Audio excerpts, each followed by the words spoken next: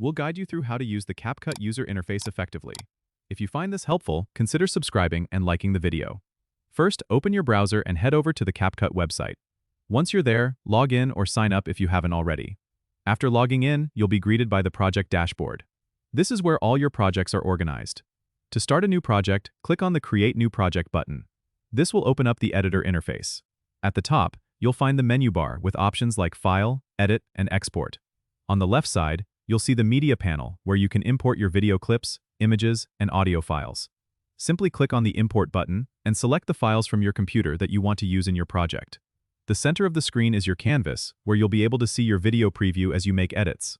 Below the canvas, you'll find the timeline. This is where you can drag and drop your media files to arrange them.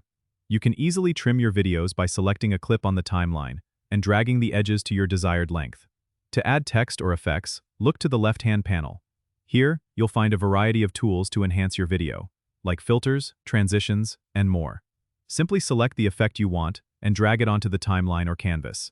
The timeline also allows you to add multiple layers, such as overlaying text or adding a music track. To adjust the volume of your audio tracks, click on the audio layer on the timeline, then adjust the volume slider in the left-hand panel. Once you're satisfied with your video, go to the top menu and click Export. Choose your preferred file format and quality settings, then click Export again to save the video to your computer. Don't forget to subscribe and comment if this helped you out.